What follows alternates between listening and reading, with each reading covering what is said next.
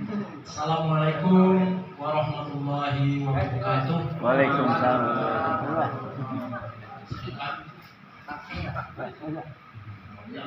Alhamdulillahirabbil alamin wa bihi nasta'inu ala umuri dunya waddin.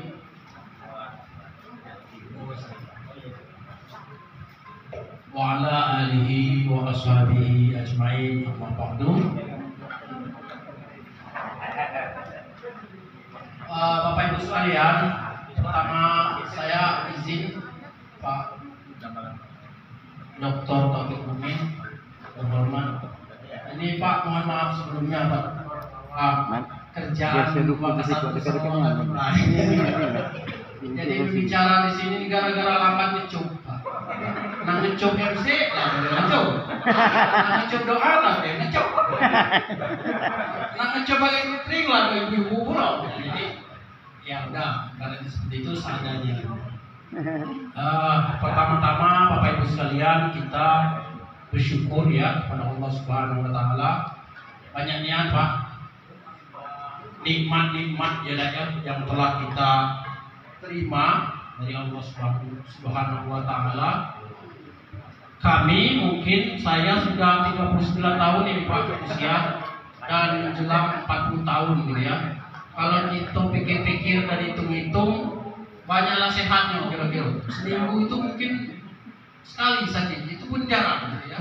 Sebulan itu mungkin sekali sakit, itu pun jarang. Jadi sepanjang 39 tahun atau mungkin dari kita ada yang sudah hampir 50 tahun, 60 tahun, mungkin 70 tahun. Kalau kita banding-bandingkan banyaklah sakit atau sehat, itu caranya banyaklah sehat. Itu bahasa kulit ya. Begitu pula misalnya dengan rezeki ya. Rasa-rasanya kita tidak pernah makan sehari pun, gitu ya Pak ya. Kecuali puasa. Kalau puasa ini beda, artinya kita beribadah. Karena penderitaan, karena mungkin kemiskinan, ya tidak pernah. Nah, itu menunjukkan kebenaran firman Allah yang mengatakan bahwa wa ma min dabbatin fil ardi illa 'alallahu rizquha. Bahwa tak ada satu binatang yang apapun yang di muka bumi ini yang tidak dikasih rezeki, tidak dikasih makan. Nah, buktinya kita tidak pernah tidak makan sehari pun. Tidak apa saya ya? Aman enggak? Cicak itu kita tengok ini kan, tak bisa ngapa-ngapain. Ada apa nyamuk kira ya datang depan mulut dia ya. Tadi mengkonfirmasi kebenaran firman Allah bahwa setiap makhluk itu diberi rezekinya. Nah, jadi kita tidak perlu risau, stres, optimisme menghadapi kehidupan, kira-kira kan itu. Insya Allah rezeki kita sudah dijamin. Ya. Tadi saya bingung juga ini, ya. Maka satu menyebut puasa perlu dikaji secara ilmiah ya agak bingung juga. Tapi kita mencoba ya Bapak Ibu sekalian mengulang kembali. Tentu saja Bapak Ibu sudah familiar ya bahwa Al-Quran surat Al-Baqarah 183 yang berbunyi ya ayyuhalladzina amanu kutiba alaikumussyam kama kutiba alal ladzina min qablikum la'allakum tattaqun. Itu ayat itu setidaknya membicarakan 3 hal ya mungkin kita sudah tahu. Yang pertama Bapak Ibu sekalian, itu menurut Profesor Manahem Ali itu seorang muhalaf gitu ya, yang melakukan kajian perbandingan agama. Seruan puasa itu adalah seruan unik ya. Tidak semua orang yang diseru. Kita tahu misalnya seruan Allah kepada manusia itu di dalam Al-Quran diungkapkan dengan berbagai macam frase. Misalnya ya ayyuhan nas, ya ayyuhal insan misalnya gitu ya. Tetapi dalam puasa itu yang diseru itu adalah orang mukmin. Ya ayyuhalladzina amanu. Artinya itu khusus gitu ya. Hanya orang-orang beriman yang diseru oleh Allah Subhanahu wa taala. Nah, Profesor Hamka, Buya Hamka itu di dalam tafsir Al-Azhar itu menjelaskan kenapa yang diseru itu adalah orang yang beriman.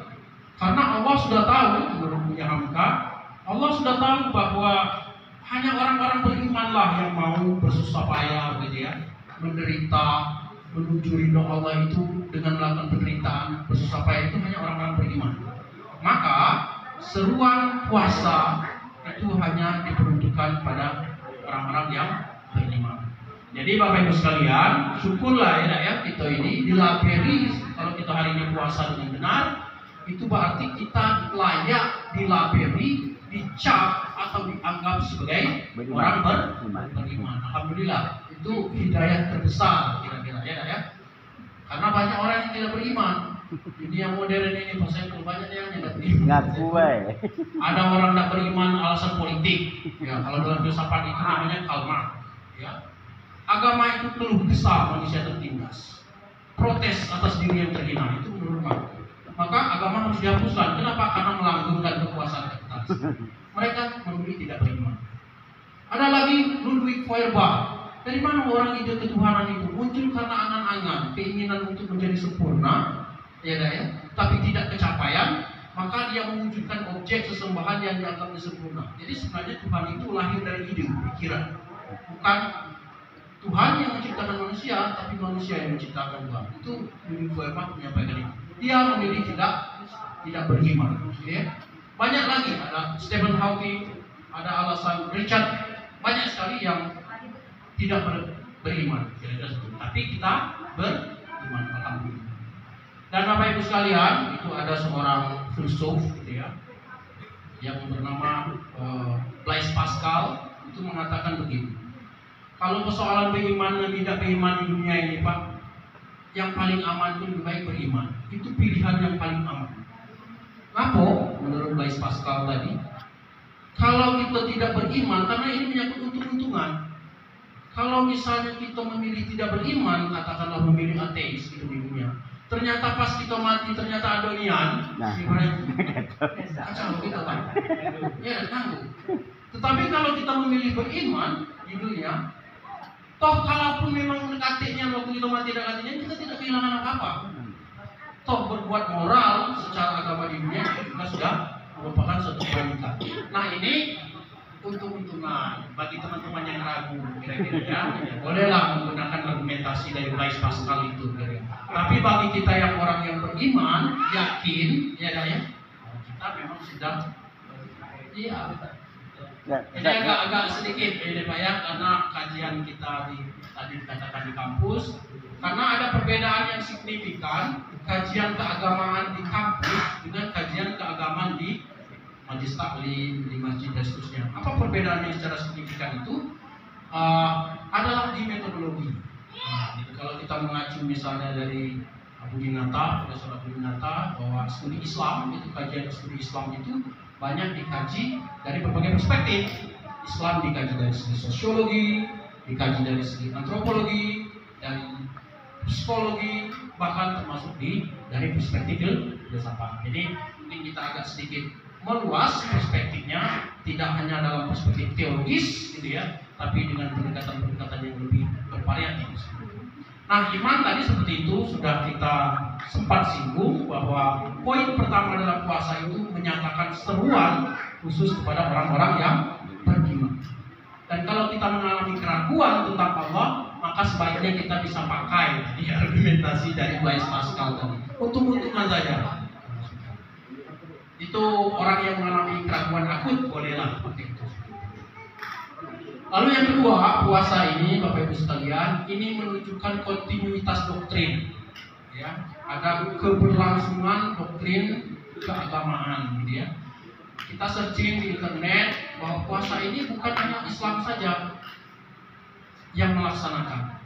Di Yahudi itu ada puasa hari Yom Kippur namanya, gitu ya, puasa. Di Kekristenan itu ada puasa hari Paskah, gitu ya. Di Hindu ada juga puasa, gitu ya. Jadi kalau Al-Quran surat Al-Baqarah 183 itu menyatakan bahwa telah diwajibkan puasa itu orang sebelum kamu, itu didukung bukan hanya doktrin teologis, bukan hanya firman itu, tetapi didukung oleh fakta-fakta fakta historis. Kira-kira seperti itu. Kenapa? Karena agama-agama sebelumnya, bahkan tradisi-tradisi filsafat juga mengenal istilah puasa. Filsafat Stois itu yang kita baca itu ada juga pengendalian diri. Ya, itu semirip gitu ya, senada dengan konsep puasa di dalam Islam. Jadi bahwa di sini kita melihat kebenaran Al-Quran itu Bapak Ibu sekalian, bahwa Al-Quran tidak semata-mata bicara dogma, gitu ya, berbicara tentang dogma itu sesuatu keyakinan yang tidak bisa dipertanggungjawabkan secara logik. Nah itu namanya dogma, sesuatu yang harus diyakini saja, itu dogma. Tetapi Al-Quran juga didukung oleh fakta-fakta empiris. Itulah kenapa orang Islam itu menjadi daya tarik. Di Barat banyak sekali orang yang masuk Islam. Kenapa? Karena kemampuan Al-Quran membuktikan kebenaran dirinya. Kira-kira seperti itu. Kebetulan kami disertasi kami Pak, itu menyangkut tentang konversi agama. Konversi agama itu bisa salah satunya adalah perpindahan agama. Perpindahan paling besar itu adalah dari non muslim ke muslim. Alasan yang paling umum kebanyakan itu adalah persoalan rasionalitas. Konsep Trinitas suci misalnya yang tidak bisa dipahami dengan baik di dunia kekristenan itu menjadikan mereka krisis secara intelektual. Kemudian melihat alternatif agama lain, gitu ya, yang memicu mereka untuk melakukan konversi. Agak jauh menyimpang dari mana. Kembali lagi bahwa puasa tadi kita ini adalah kontinuitas doktrin ya, keberlangsungan daripada ajaran Islam. Kita sharing aja dokter gitu ya. Baik, selanjutnya Bapak Ibu sekalian, puasa itu adalah tadi ujung-ujungnya itu adalah takwa. Takwa ini menurut istilah ulama kita sederhananya itu diartikan sebagai menjauhi seluruh larangannya dan melaksanakan seluruh perintahnya. Apa ada Pak yang seperti itu? Rasanya tidak ya, seperti itu ya. Tetapi kami menafsirkan secara bebas saja Pak ya. Istilah takwa itu adalah bukan sesuatu yang final, gitu ya. Sesuatu yang sudah selesai, tidak. Kenapa? Karena manusia itu sendiri itu adalah makhluk dinamis. Dalam filsafat manusia itu dikatakan bahwa manusia itu selalu dalam keadaan menjadi, selalu dalam keadaan berubah. Jadi tidak ada definitif seseorang itu, tidak ada. Kita perlu hati-hati dalam melabeli orang. Jangan sampai gara-gara nila setitik rusak susu sebelah mana. Ada yang gitu ya, Pak. Gara-gara dia melakukan kesalahan sekali, dianggap jelek kalau-kalau. Jadi ya. Nah, seperti itu suatu pandangan yang tidak proporsional terhadap manusia sebagai makhluk dinamis, gitu ya. Manusia itu selalu berubah, gitu ya. Sebaik-baik manusia itu pasti ada buruknya. Seburuk-buruk manusia juga pasti ada baiknya. Nah, takwa tadi itu berarti sesuatu yang harus kita perbarui terus-menerus dari waktu ke waktu, gitu ya, sehingga kita menjadi pribadi yang semakin baik. Bapak Ibu sekalian, mungkin ini tak sia-siakan, gitu ya. Mudah-mudahan memberikan sedikit pencerahan, gitu ya. Walaupun tidak, setidaknya memperkuat ingatan kita kembali tentang puasa sebagai salah satu rukun Islam yang diwajibkan. Ya. Selanjutnya mungkin kita bisa sharing ya banyak hal tentang religiusitas, tentang keagamaan, tentang keilmuan, terutama di kampus ini. Ya, tetapi alhamdulillah Pak, ini kampus kita ini, Bapak, ini mungkin kami sedikit informasikan juga. Saya sebagai wakil ketua 3, alhamdulillah Pak, progres kita isinya lumayan Pak Ketua Yayasan. Dari pesan pras kita ini sudah agak membaik Pak, alhamdulillah. Dari SDM-nya juga kita alhamdulillah kemarin ada Pak Komar ya, sudah selesai doktornya di dalam bidang ilmu hadis, gitu ya. Ada teman-teman beberapa insya Allah 2025 nanti kita ada cukup banyak doktor sehingga memungkinkan kita untuk membuka pasca mungkin seperti itu ya, dalam rangka pengembangan keilmuan kita di SDI Islam Indonesia. Karena ilmu itu tidak bisa syarat kemajuan suatu bangsa. Itu Al-Quran hadis sudah menyatakan itu. Ma'arud al-dunya fa'alaihi bil ilmi, ma'arud al-akhirah fa'alaihi bil ilmi, ma'arudahuma fa'alaihi bil ilmi. Jadi kata Rasul, kalau ingin dunia ya harus ada ilmu, harus ada skill. Kalau ingin akhirat juga ada ilmunya. Ingin dua-duanya juga harus ada mencari ilmu. Jadi kalau sekarang kita negara kita dunia Muslim, Syria, ya termasuk konsumsi ya mengkonsumsi produk-produk sains dari barat, ya kita harus legowo dan harus terbuka bahwa memang kita lemah secara ilmu pengetahuan. Maka perlu concern besar Bapak Ketua Yayasan, Bapak Ibu sekalian terhadap dunia keilmuan, terutama lembaga pendidikan ini dalam rangka kita ya mengangkat derajat umat Islam. Inilah dikatakan kalau ilmu ya, akal dunia ya ilmu. Wajarlah kita dijajah secara keilmuan, secara ekonomi. Kenapa? Karena ilmu kita rendah. Literasi kita, mohon maaf, itu rendah. Literasi, produktivitas baca, di level mohon maaf, di level mahasiswa gitu, itu rendah. Padahal kalau hipotesisnya, kami punya hipotesis itu gak mungkin seseorang itu kreatif maju kalau dia tidak punya ide. Tidak mungkin ada ide kalau tidak ada informasi. Tidak mungkin ada informasi kalau tidak ada kegiatan membaca.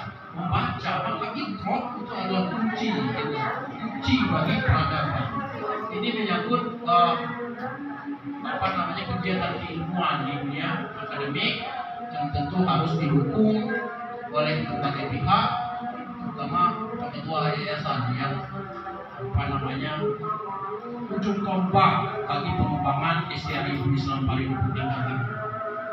Kalau tidak, kita tidak jadi ketua menjadi khairul ummah, kita menjadi mitos terus, tidak akan pernah jadi fakta. Harus didukung dengan progres keilmuan yang progresif, gitu ya, dan dukungan berbagai pihak. Bapak Ibu sekalian, mungkin ini saja yang dapat kami sampaikan. Sekali lagi tidak bermaksud untuk mengajari, tetapi mudah-mudahan kita mendapatkan pelajaran. Demikian, wabillahi taufiq wal hidayah. Wassalamualaikum warahmatullahi wabarakatuh.